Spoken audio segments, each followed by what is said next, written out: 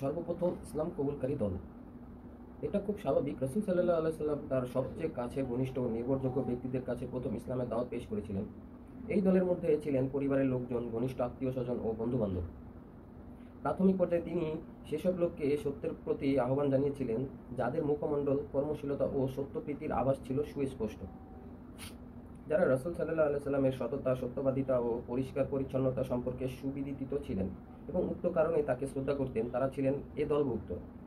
রাসূল সাল্লাল্লাহু আলাইহি সাল্লামের প্রতি তারা এত বেশি অনুরক্ত এবং শ্রদ্ধাশীল ছিলেন, প্রথম আহ্বানে সাড়া দিয়ে তারা ইসলাম কবুল করেন এবং প্রথম মুসলমান হওয়ার এক দুর্লভ গৌরব অর্জন করেন। এই দলের মধ্যে প্রথম নম্বরে ছিলেন নবী পত্নী উম্মুল মুমিনিন খাদিজাতুল কুবরা বিনতে খুয়াইলিদ রাদিয়াল্লাহু আনহা, তার মুক্তিপ্রাপ্ত কৃতদাস জায়েদ বিন সাবিত বিন সুরাহ বিল কালবি, তার চাচাতো ভাই আলী বিন আবু তালিব। তিনি তখনও তার লালন পালনাধীন কিশোর ছিলেন এবং তার গাড়ে সারোয়ারে সফরসঙ্গী আবু বকর রাদিয়াল্লাহু আনহু। উপরিউক্ত ব্যক্তিবর্গ রাসূল সাল্লাল্লাহু আলাইহি সাল্লামের নিকট থেকে দ্বীন এবং হকের দাওয়াত পাওয়ার সাথে সাথে তা কবুল করে মুসলমান হয়েছিলেন।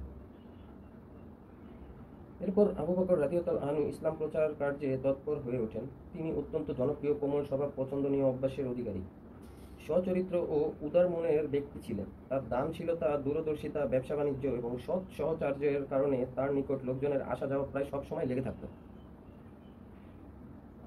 পক্ষান্তরে তিনি তার নিকট আগমনকারী এবং আশেপাশে বসবাসকারীদের মধ্যে যাকে বিশ্বাসযোগ্য মনে করতেন তার নিকটে ইসলামের দাওয়াত পেশ করতেন।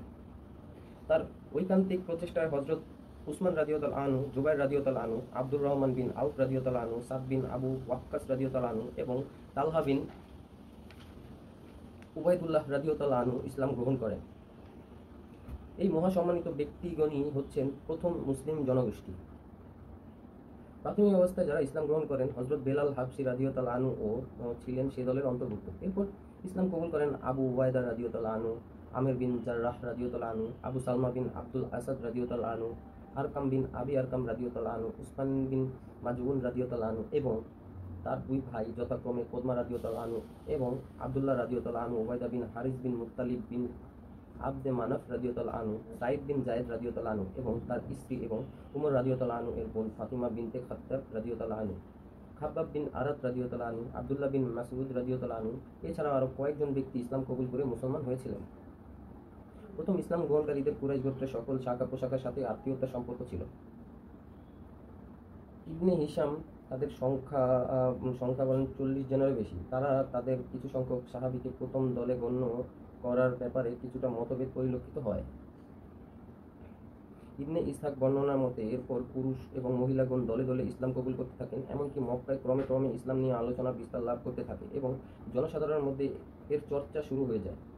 তারা সকলেই গোপনে মুসলমান হয়েছিল এবং রাসূল সাল্লাল্লাহু আলাইহি সাল্লাম গোপনীয়তার মধ্যে তাদের ধর্মীয় শিক্ষা দীক্ষার জন্য একত্রিত করে নির্দেশনা প্রদান করতেন। কারণ তখনও ইসলাম প্রচার কার্য ব্যক্তি পর্যায়ে অত্যন্ত সন্তর্পণে ও সংগোপনে হয়ে আসছিল।